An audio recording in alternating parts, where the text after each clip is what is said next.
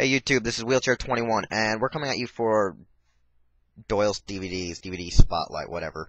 It has two names now, okay? Two names, practically. Just because people use the same title on YouTube. Finally we get to the Brawly Trilogy. All three, one freaking review. One cluster fuck of a review. We're just gonna try to get all three done in this review. The first movie, Brawly, the Legendary Super Saiyan, just continues the whole marketing of Saiyans. Precisely Gohan and Brawly, because they're the newest Super Saiyans in the movie. Yeah. The movie's basically around that a few other Saiyan survivors survived after Frieza destroyed it. And this sometimes takes place during the Cell Saga, I believe. It's supposed to be during that maybe 10-day waiting period. During that era before, of the Cell games, Paragus, who looks a bit like Vegeta, kind of, who's wanting to kill Vegeta and get revenge for the betrayal from his father, King Vegeta, with his son. Brawly gets Vegeta's Trunks and Gohan, and they go to this new planet Vegeta, which is technically just a barren wasteland, while Goku is told the Legendary Super Saiyan is destroying the Outer Rim territory. So Goku goes to help out and stop this Saiyan, which they discover is Brawly, who also has a bone to pick with Goku, because baby Goku made Brawly cry, and Brawly wants revenge, because he cried too much. So Brawly has some weird issues. We discover this. He has too much power and a lot of issues, which is a pain in the ass, because you just know he's a mental cluster fuck of destruction. The movie just goes down that Vegeta becomes a depressional SOB. Trunks, Gohan, and Goku fight Brawly. The green mean fighting machine appears, like always, in his kick-ass form, acting like Batman, like he wants to be called, I guess, nowadays, and starts helping out. So Piccolo's there, gets Vegeta all fired up, and Vegeta joins the battle, and then Goku just rips Brawly a new one, seriously, right in the middle of the chest, just rips into him, and they get off the planet before it gets destroyed by a meteor. They think that they're safe now, and that's how it pretty much ends. The movie I'm going to get into once I get all three done and recorded, and kind of go into it one at a time. Following the events of Brawly Legendary Super Saiyan and Brawly the Second Coming, Brawly's back yet again, but technically he hasn't aged at all, precisely because he, when he landed on Earth, when he got off the planet, he got caught in ice, and I think was just frozen over, so he was preserved and healed during that time period.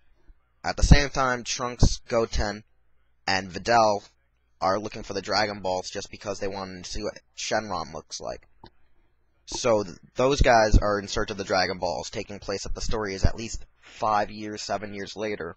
And as they're searching for the Dragon Balls, Goten starts crying, and the cryogenic, you could say, slumbering Brawly hears it, recognizes it as KAKOROT, awakens, and goes in search of the boy. When seeing Goten, he automatically presumes he is KAKOROT, since Goten as a child looked a lot like the father. Goten and Trunks try fighting Brawly, and so does Videl.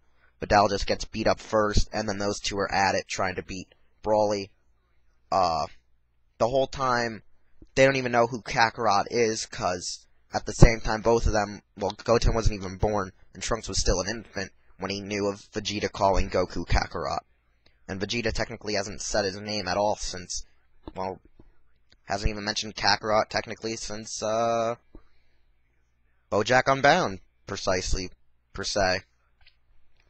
Gohan eventually arrives and battles Brawly as regular Super Saiyan against no Super Saiyan, until Brawly goes to Legendary modes. Gohan pumps up and goes to Super Saiyan.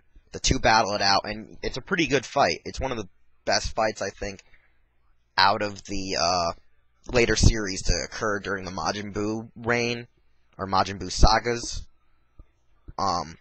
Unfortunately, though, Gohan is not saved by the green mean fighting machine. He's saved by the bald guy, which wants to show off his new set of hair. Krillin helps out. Gohan, Goten, and Trunks still fight Brawly as they find the Dragon Ball. Goku somehow teleports back to Earth again to help out Goten and Goten and Gohan when they're doing their bros Kamehameha on Broly, turning it into another Cell Gohan struggle.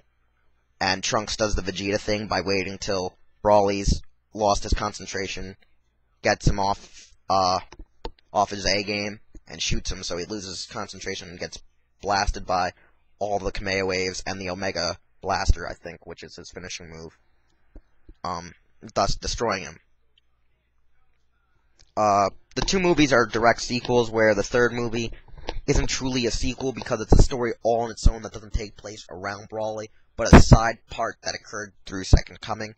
In the Second Coming, they meet a crazy shaman that they kind of kicked out of this one village because he was trying to persuade the village that the village was possessed or being attacked by some evil demon, and was using the village to become like this giant king. So once he lost all power, he wanted revenge, and he sold like this blood that he got of Broly to this cloner guy, which we pick up on this movie. After the guy gets Broly's clones, this one guy who is, I guess, a martial artist is searching for revenge on Hercule. I know, a movie on Hercule. What the fuck's up with that? Hercule got a movie, but it's all about everything that takes place during when the guys are out fighting Majin Buu, I guess, or a couple of days later. I don't know. It's somewhere it's supposed to be that Majin Buu never woke up, and it's right after the World Tournament, after T18 forfeits to go Hercule, and he's supposed to pay her off. The guy wants revenge, so Hercule, being all high and mighty, goes. Goten and Trunks follow, along with 18, who still think Hercule's trying to use this so he doesn't have to pay them off. So they join him and actually start helping him fight all these bio creatures that this cloner's made, and when they start trying to get after this guy who's trying to kill Hercule, they discover he made a Broly clone. And then the clone is imperfected or whatever, and is battling them naked, and then turns into the giant, grotesque, kind of Pokemon muckish looking creature, and it's no longer technically Broly. And they find out that it's like an acidic thing that's destroying the land, but it's like molten magma that when it hits water it solidifies. So at that time Krillin comes in, and he's doing the whole Piccolo routine yet again, and is helping the boys out, Goten and Trunks, and they defeat Broly by waiting till he's solidified and just eradicated with Kamehameha. And now a lot of people wonder, if you don't know what the movie is, why is Goku on the cover with Broly? Well, at the very end, you're left at this cliffhanger that up on Grand Kai's world, he's eating lunch, and Grand Kai comes up with a message saying, "Hey Goku, one of your old buddies, Broly, is causing some problems on HFIL. We need you go down there and kick his ass." And he's like, "Broly?" And it just ends on that cliffhanger, meaning they were maybe thinking of doing maybe a fourth movie in the series, having Goku go and battle Broly in HFIL, which would be kind of weird because that would be Goku versus all the villains, where I think a lot of people kind of speculated they also wanted to see Super Saiyan 3 versus Legendary Super Saiyan now, finally, since they could do it. Not much is known. I don't think there was ever a plan for a Super Saiyan 3 Legendary Saiyan battle. My overview on these three are, the first two have great movie fight sequences and that. With the third movie, I just can't get into it. By having it based on Hercule slightly around, and more or less just making Goten and Trunks have a movie of their own, and kind of Android 18, it brought out a lot of it ruined the movie.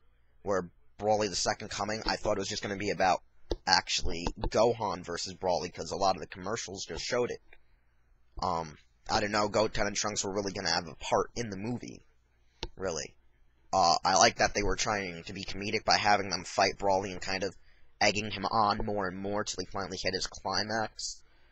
I kind of actually thought there might have been a fusion battle in there since it wasn't presented in the commercial. Yeah, I do enjoy the brothers and Father Kamehameha, where in the original Legendary Saiyan, it was the only other Funimation movie to use a soundtrack that had a lot of rock bands, but a lot of these rock bands are like one-hit wonders that the only place I could barely find them was even on iTunes, and I barely could get their music. The movies themselves, the first one, the plot is amazing. It's good. It's worth watching. I mean, most of the last 30 minutes of the movie is just them fighting Brawly, but the style with the Funimation soundtrack is perfect. It just fits in perfectly with them running around trying to get away from Brawly, and yet trying to put up a fight. We're in Second Coming. It just has that automatic just brawl throughout the whole movie, but it's not as great since it's not taking place within a city.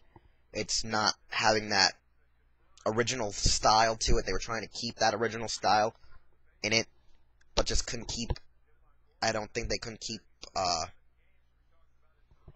the audience they wanted to get out of it. One moment, and that's all I can say, just that after by the Second Coming, Brawly pretty much ran its length, and when they got to the third one, it was just overkill that a lot of the fans could not enjoy it anymore.